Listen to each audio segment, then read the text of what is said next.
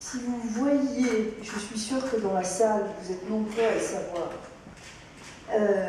tout ce que font les entreprises en matière de RSE, par exemple, c'est tout à fait exceptionnel.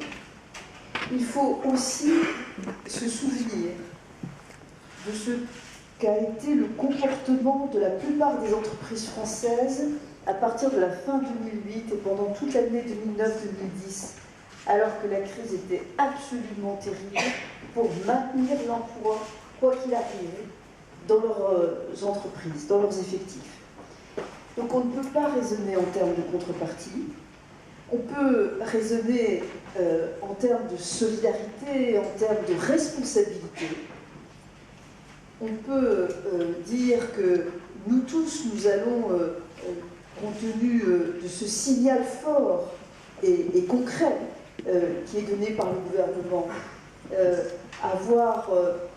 une attention encore plus grande au maintien des effectifs, une audace encore plus grande en matière d'investissement, mais formuler d'une manière juridique ou contraignante des contreparties, ce serait une erreur. Et ce serait une erreur aussi,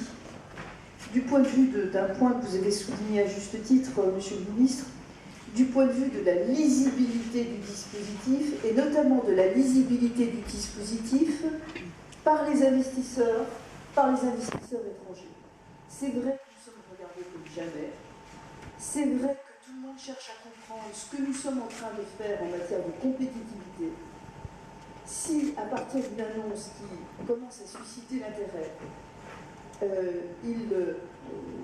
décrypte au fur et à mesure des complications parce qu'il y aurait un passage parlementaire, une annexe, un alinéa qui conditionne ceci à cela, je crois que le doute qu'on essaye de faire disparaître pourrait très vite revenir. Réponse ce point, ça m'a fait beaucoup. D'abord, je voulais revenir sur